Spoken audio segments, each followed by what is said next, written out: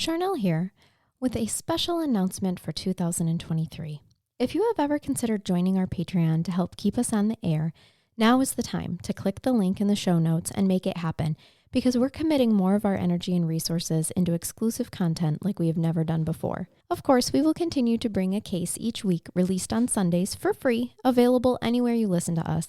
And just listening and following us on social media helps keep us on the air. But through Patreon, we are now offering our $3 a month members early access to ad-free weekly cases plus one bonus episode a month.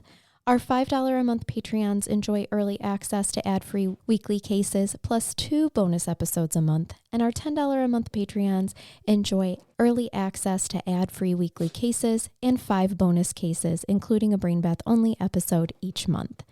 I'm sure you understand the need to give the most content to those who provide us with a way to buy books for research, pay for our monthly platform and website fees, and compensation for the time and energy it takes to do such deep research.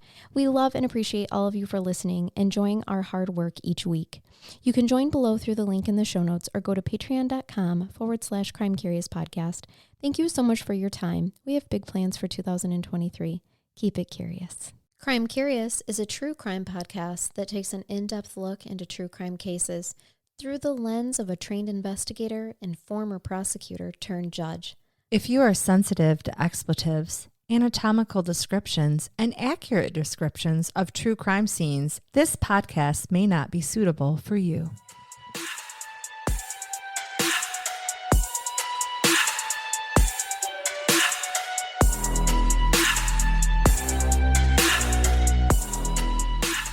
Welcome to Crime Curious. I'm Charnell. And I'm Megan.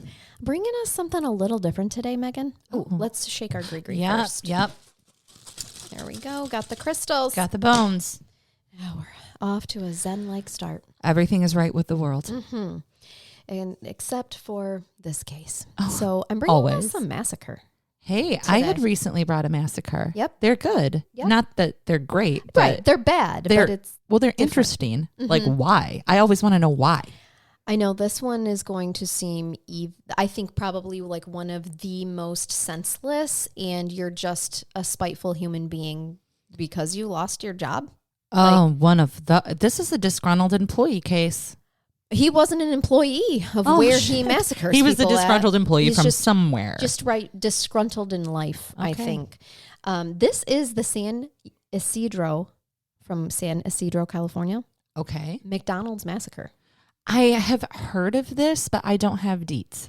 Well, and it happened a while ago. I mean, not too long ago, because it's in the 80s, and, I was born in the 80s. I'm not old. That's why. So right. I would have probably been in grade school. Yeah, it happened July 18th, 1984. Okay. So I was 7. Right. This would now be 39 years ago. Right. And James Oliver Huberty, that is our perpetrator. I'll give you a little bit of information about him before we get started. I will name all of the victims, even though there's a lot of them. Just so you know, we're victim focused here. So I want to hear all their names so that we can say them. There is power in words. There certainly are. James Huberty was born in Canton, Ohio. Oh, close to us. Yep. October 11th, 1942. When he was 3, he actually got polio. And even though he had like a progressive recovery, the disease caused him to suffer with permanent walking difficulties. Mm-hmm. I've seen that happen with polio victims. In the early 1950s, his father bought a farm in Pennsylvania Amish country, which we're very familiar with. Very familiar with Pennsylvania Dutch. But his mother was not so happy about this, and she refused to live in Amish country and the Amish lifestyle. Mama wants electricity. Yes. Cars, Indoor plumbing. Mm-hmm. I cannot fault you, ma'am. Nope, me neither. I also need my daily shower. Hot that's warm. Shower. Mm-hmm. That other people haven't bathed in. Yes, that's the key. I was the youngest, so I would have been the last one in that bathwater. Oh, shit, man. So his mother soon abandoned the family. Okay. Oh. She actually joined what was described as a sidewalk preacher for the Southern Baptist organization. Okay. So his mom became a Southern Baptist and moved to the South to follow that life, abandoned the family.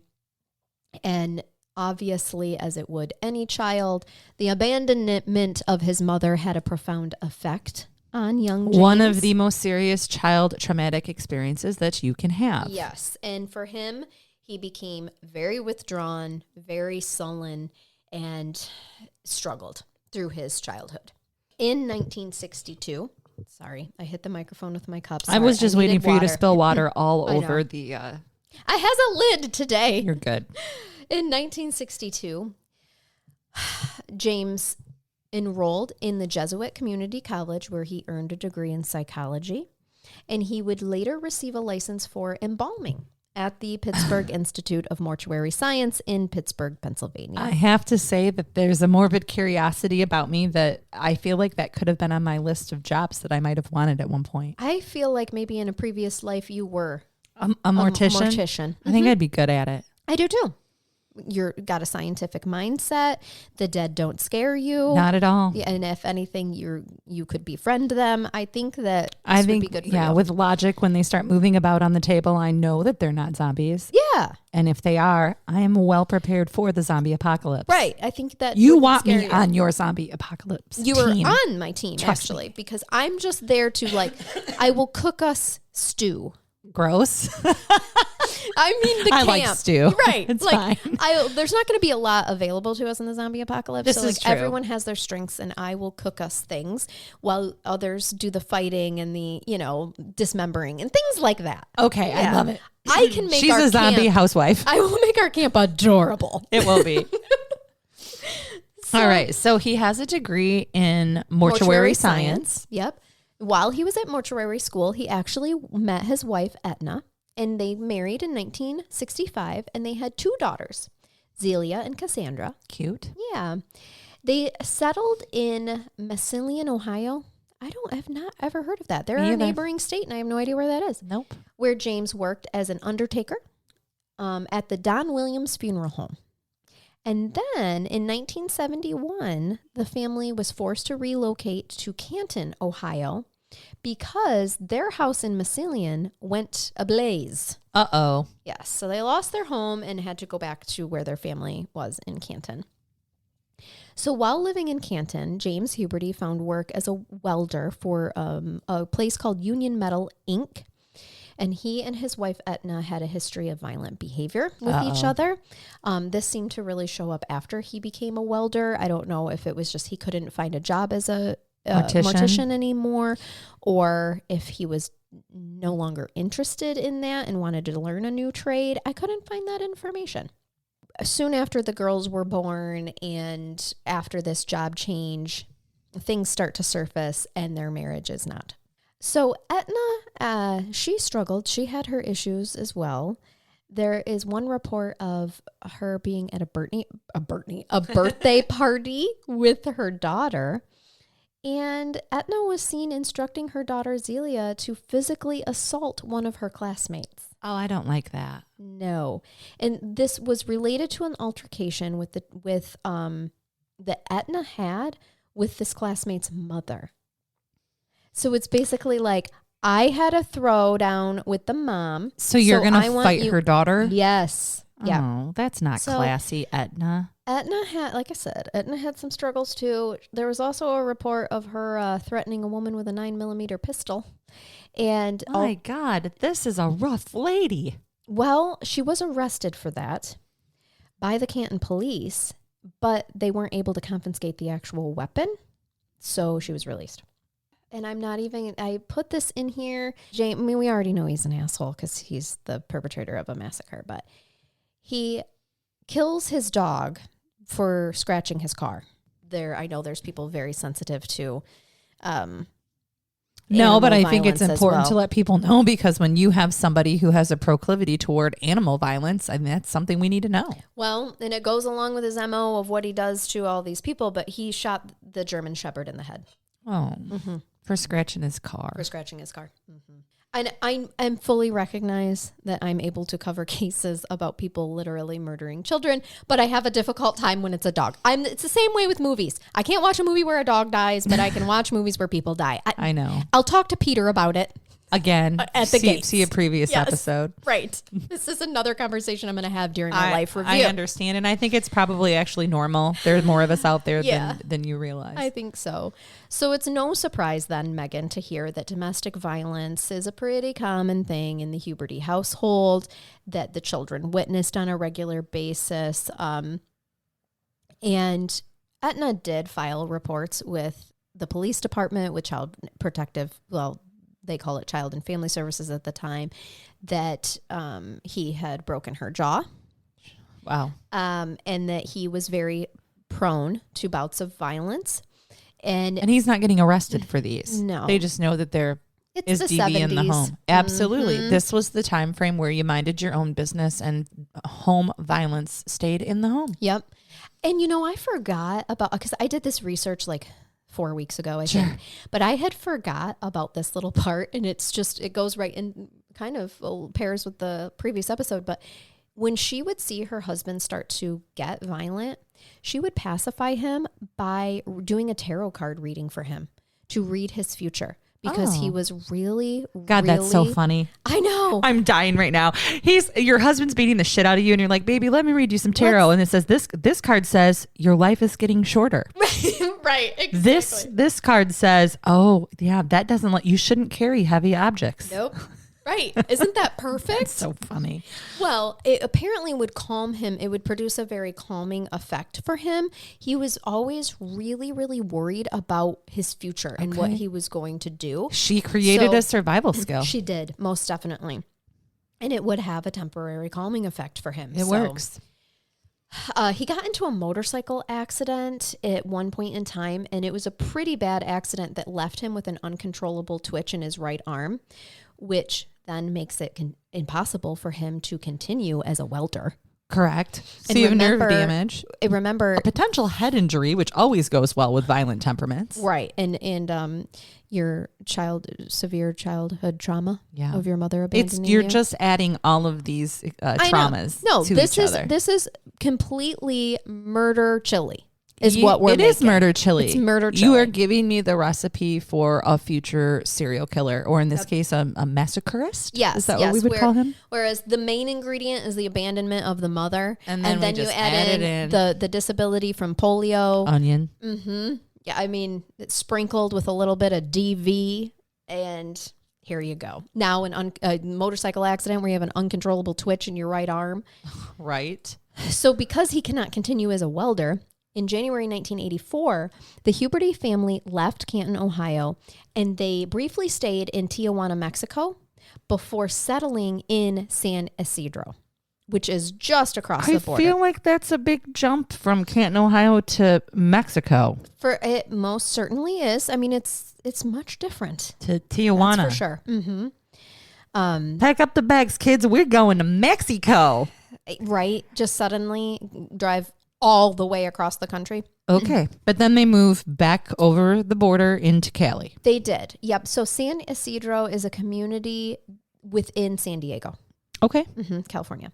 So he was able to find work as a security guard in the San Ysidro area. However, he was dismissed from his position just 2 weeks before the tragic events that he perpetrates here. And we don't know what is really going on with him. He gets dismissed from that position just 2 weeks before the shooting, the massacre that takes place. And his apartment is only 3 blocks away from the site of where he does this horrible massacre. But right prior to the shooting, on the day before the massacre, he had actually called himself a mental health center seeking help. Okay. The receptionist there took his name down as Huberty instead of Huberty. She completely misspells it. And he had not made it emergent enough of what he was clearly going through and needed help with. Right. So you minimize. He did. And so his call was not returned. But this information took a while to even figure out because of the way the receptionist had taken down the wrong name. She spelled it Shouberty instead Huberty. Yes, Huberty instead of Huberty. Mm-hmm.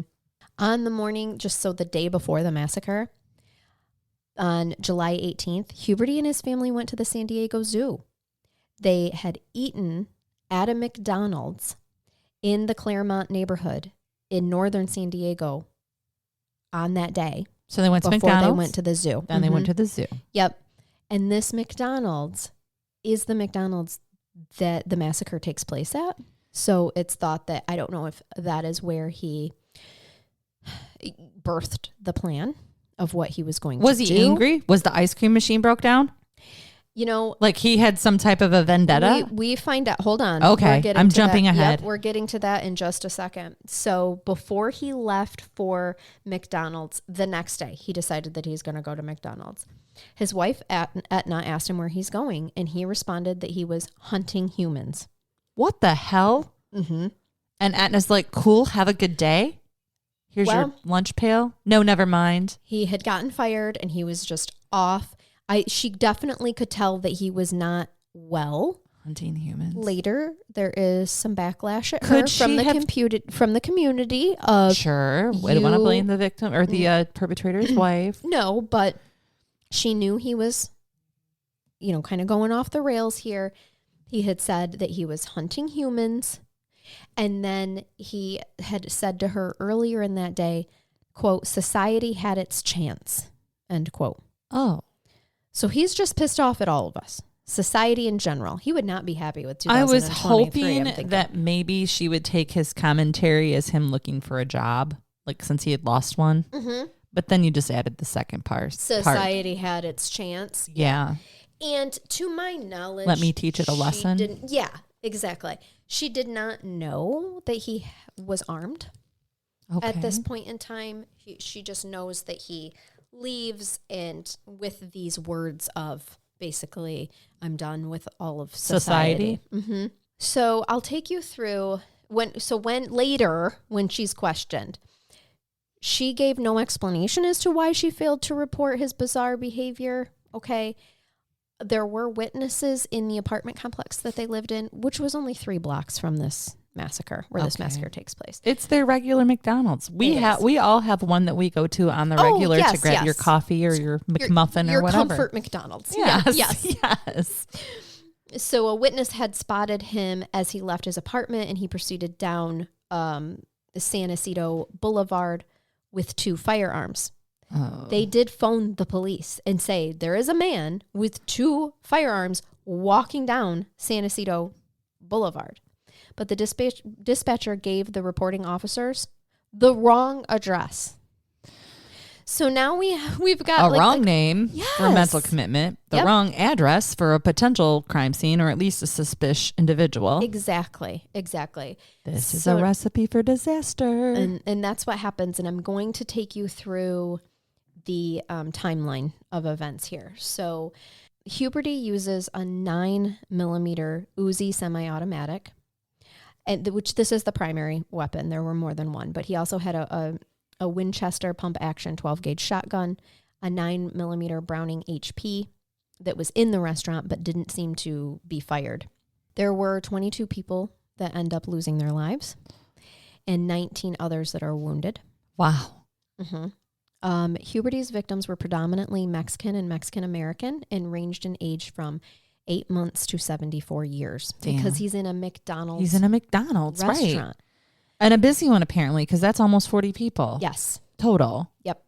The massacre began at 3:40 p.m. and lasted for 77 minutes. Jesus. He had spent 257 rounds of ammunition before he was fatally shot by a SWAT team sniper, Chuck Foster, who had to perch himself on the roof of the post office that was adjacent to the restaurant. Initially, law enforcement and emergency crews responded to the McDonald's located at the U.S. international border with Tijuana at 3:15. That was the wrong address. That is where the person who was like, hey, he's going down San Ysidro Boulevard headed towards that McDonald's. That's where they initially responded to it. So they respond to the wrong McDonald's? At 3:15, because shots didn't actually start until 3:40. Okay. So it potentially, had they went to the right McDonald's, it could have been prevented. Yep. Makes me sick. Yep. So then it's 15 minutes later that they change directions and they learn where the actual McDonald's that was across from the post office that's approximately 2 miles away. Had shots already been fired by the time they turn around? Yes. They realized they were headed to the wrong one. Mm-hmm. Now, Huberty stated during the massacre, because remember there are 19 survivors, so they're listening to him talk and chatter on. So he says during the massacre that he had killed thousands of people in the Vietnam War, but he had actually not served in any military branch at all, Megan. He's not a veteran. No. He just was saying that while he's doing this. Eyewitnesses stated that he had previously been seen at the Big Bear supermarket and later at the post office, but then just decided, I guess, that the McDonald's was the bigger target. That's his location. I have a suspicion that he was scoping out the others. He was. The supermarket didn't have enough potential for victims. Close knit. Think about how tight of a space you're in a McDonald's compared to a supermarket. And the places that you could hide in a supermarket compared to that. You lose lines of sight. In a post office. You have a line of sight in a McDonald's. For sure. And a post office doesn't have as many people in it as a restaurant, you know? Agreed. In our local post office, granted this is California, you might have 3 employees behind the counter and then whoever might happen to come in to mail something or check their P.O. box. Right, exactly. But it's not going to be, if this is what you're, you know. He was going for the largest population possible near him. Yep. So the Makes massacre me dislike him immensely. Started at 3:40. It was 4:08 when paramedic units were rushing into the scene, but they were halted by the gunfire. The gunfire is still going off. So there's paramedics there trying to help, but they cannot rush into the gunfire themselves. They're waiting for a SWAT team. Yep. And once the sniper takes them out, then there were helicopters. I believe there's 2 life flight helicopters. God, I remember this. I was so young, Charnell, but I Mm-hmm. feel like I remember this. It obviously made huge news. Yes. Oh, definitely. I'm sure. Due to the number of victims, local funeral homes had to use the Civic Center to hold bodies. And then the funerals and things like that. So sorry. They all had to do back-to-back funeral masses to accommodate everything. I mean, it's just awful. So I want to take you through the victims' names. We have, so there was, and forgive me, because there's a lot of Spanish names and I am not vast, you know. I can help a little bit. But so just don't come at me if I pronounce something wrong. But there's Elsa Ferrero. She was 19. She was a McDonald's employee. Neva Kane, 22. She was the manager at the McDonald's. Michelle Carncross, 18. But just a patron. Maria Silva, 19. David Delgado, 11. Oh. Then David. Omar Hernandez was 11, and David Flores, who was also 11. They were 2 11-year-olds they had actually ridden their bicycles to the McDonald's, and they were the first to be shot because they were still in the parking lot. Hadn't even made it inside. They had not, no. And one of their schoolmates, a friend that was also with them, Joshua Coleman, survived because he was shot, but he played dead in the parking lot on the asphalt. What a smart baby. Yes, as he was bleeding from his wounds. But the first responders were able to get to him first. He wasn't inside the building, so they could attend to him without waiting for SWAT. Exactly. Then there's Gloria Gonzalez. She was 23. Blythe Herrera, 31. She was the mother of this next victim, Mateo Herrera, who was 11. Okay. Paulina Lopez, 21. She was an employee. Margarita Padilla, 18. Another McDonald's employee. Claudia Perez, 9. Oh. Jose Perez, 19. Carlos Reyes, 8 months. Oh, fuck. Jackie Reyes, 18. Was that mom? Mother of Carlos. Mm-hmm. Victor Riviera, 25. Arias Delcy Vargas, 31. Hugo Vesquez, 45. Lawrence Versailles, 62, Ada Victoria, 69, and Miguel Ulola, 74, the husband of Ada Victoria. So those are all of the people that lost their lives in the massacre. All the people that lost their lives, yes, in this massacre, which I know you say you remember. Obviously, it's 1984. I have no recollection of it. I was months old at this point in time when this happened, but I had never heard of it and really wanted to make sure that we covered this. I've never heard it on any other podcasts or anything. I think why it sounds familiar to me, it's not like I remember it so much as I think I remember the news. And we're rural here. I got remember getting 3 TV stations with rabbit ears, right? Yep. And so it would come on the news. We didn't even have a McDonald's in our county at that point in time. So It was a real treat and something you paid attention to eat at a fast food place when you're from our area. Most definitely. And so I remember that. Yeah. On September 26th, 1984, McDonald's did tear down that restaurant where it occurred and gave the property to the city, which I love that they did that.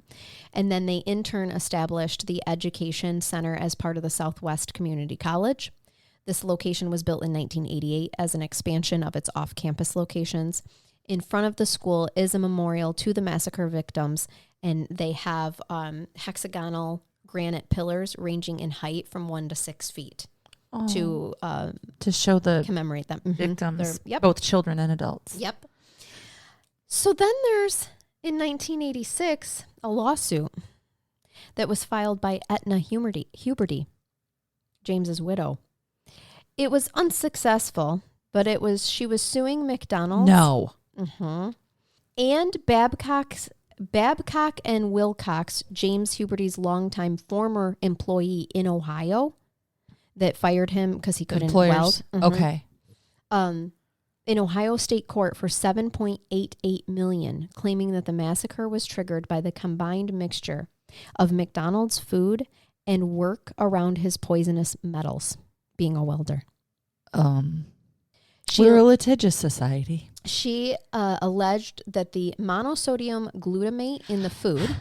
I know this case too. We reviewed this in law school. Did you? Yeah. Yeah. Combined with the high levels of lead and cadmium in Huberty's body, induced delusions and uncontrollable rage. Okay. Like I said, she lost the lawsuit. She did not get any money. She did. I will say that an autopsy did reveal high level of metals, most likely built up from fumes that were inhaled during his 14 years of welding. But the autopsy results also revealed that there were no drugs or alcohol in his system at the time of the killings as well. So I found that fascinating. Them her husband killed 22 people. And she sued. The place that he chose to carry out his horrific actions. The balls. Yeah. So when you are an attorney who deals in those type of lawsuits, the victim the perpetrator's wife comes in wanting to sue probably the employer. And then you have to look to where the deep pockets are. So you get these lawsuits then that are relatively frivolous against large corporations. I mean, we all know about the lady that sued McDonald's successfully because of the hot coffee.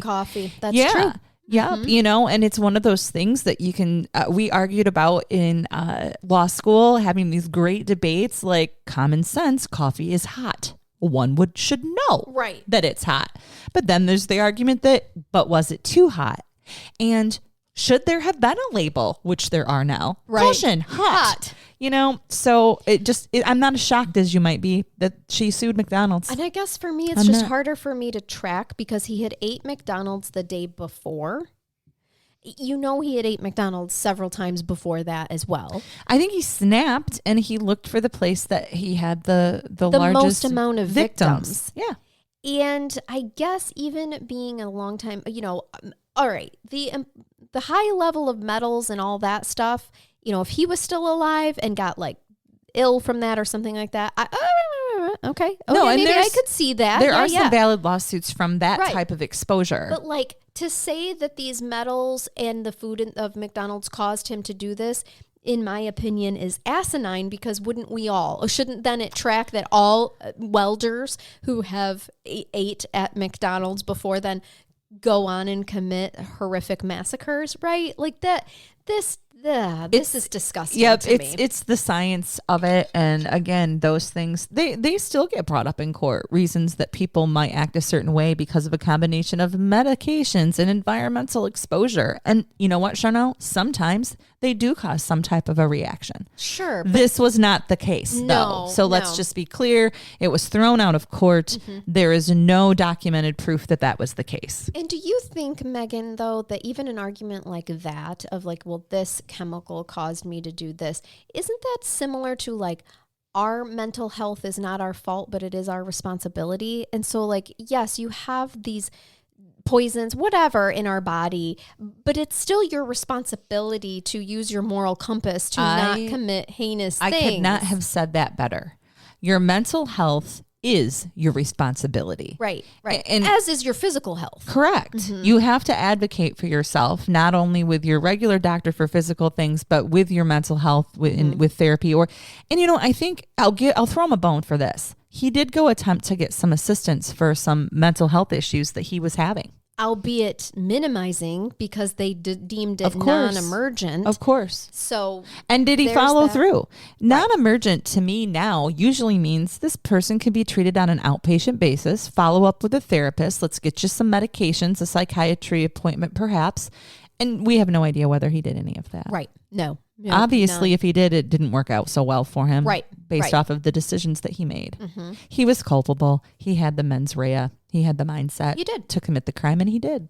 Yep, exactly. I just found that. I was like, it's fascinating. My God, this woman then went on to do that. And especially after she had known there is a trail in Ohio of her filing complaints about him being violent against her. Yeah. I mean, truly. I don't know. That just got me. I got to bathe you now. Yeah, please. Give me a brain bath here. I have one for us. It's been a long time since I have brought you any sort of man getting his penis stuck in anything or harmed. It has, and you're trying to win the trophy back because I got it back from you with the taser. I don't think this one's going to do it. Okay. I think this one is just a PSA to all of our listeners out there, all of our male listeners out there who maybe have a strong-minded woman about things. That you just want to maybe take care of her, because men, cover up your bits, cross your legs tight. Charnell's going to bathe me. Yes, I am. Maybe not so much the male population. This just happened in 2022. Oh, damn. March, as a matter of fact. So just less than a year ago. Man gets harpoon stuck in his penis because he allegedly didn't make his wife dinner. Which I know your husband typically makes dinner in your house, right? Because working hours during the week. Yep, that's what I mean. I'm the chef, but he does a good job, right? And I have never thought about threatening him with a harpoon if he didn't put my chili on the table. I do think that you have more value for your husband's penis than than this woman. Obviously. Right? I mean, I do too. That would be the last place that I'm going to injure. His soul, maybe. Right. But not his penis. I will break you as a human, but we're not going to break the things that I like. Yes, exactly. This woman just didn't think these things through, okay? So a man in Thailand is feeling some pain after getting shot in his manhood because he allegedly went out for drinks with his friends instead of making dinner for his wife. I think it also has more to do with the choices that his alternatives of what he decided, his decision making. He did make a choice that night. He did. According to the Daily Star, Chatina shot Moonseaton with a harpoon after waiting for him to come home. Moonseaton told the Star, the Chicago Daily Star, that his wife twisted the spear when it was implanted into his penis. Ooh, that wasn't an accident. That was feel this. Feel this. Yep. How do you like that? I'm hungry. This almost compensates for my hunger pain. This is why this is taking hangry to a whole different level. Yeah, talk about twisting the knife when it's in. This is worse. He was so drunk when he got home that he didn't go to the hospital until the next day, Megan. So he didn't actually feel it, which is probably why she twisted it, because he's like, I'm sorry, you did not react to that. How about this? How come I think of harpoons as being huge whaling implements? Well, you're not wrong. I mean, look at the picture of it. I mean, it's It's a harpoon. What the hell? What size of a penis would that go into? I don't know. But if that's the case, why are you harming it? Right. Harness its powers, for crying out loud. Yeah. Maybe he was unleashing that whale when he was out with his friends, and that's why she was really mad. She was very worried. Mm-hmm. I don't know that this is about dinner, guys. So, right? I just don't. His penis needed 17 stitches, according to the Daily Star. Congratulations for needing and having room for 17 stitches. I was going to say the same thing. We are the same person. I know. Uh-huh. Pray for us. He decided to stay away from home until his wife cools down. Good idea. Wonder if that was doctor recommended advice. I know. Seriously. I'd write it on the discharge slip. And I found that article on WTRF.com. WTF. I That's almost for just dang like sure. that. Yep. Whattherealfuck.com. Yep. Like, that's it. Isn't Fantastic brain funny? bath. Yep, there we go. So, And I would just like to inquire of all of our male listeners as to what you're cooking your wives for dinner tonight. yes, please make sure it's Hit us something up. good Let us know what you made. that she likes. Most definitely. Oh my gosh. All right. Well, thank you so much for listening. And head over to our podcast, crimecuriouspodcast.com. If you would like to buy merch or send us case suggestions, you can do it right there through the Contact Us page, or email crimecurious@yahoo.com, or find us on socials. We're everywhere, people. We're everywhere. We are. And we return messages. We do. And if you want to binge a ton of episodes and get multiple episodes a week, then join Patreon. And the link is in the show notes, or patreon.com/crimecurious. If you just want to throw us some donation money for research, there's the link for Buy Me a Coffee in there too, and that's what we use that for. So you're welcome to do that as well if becoming a Patreon is not for you, but you want to just show us some love. So, and until next time, everybody, keep it curious and keep listening. and bye-bye. Bye-bye.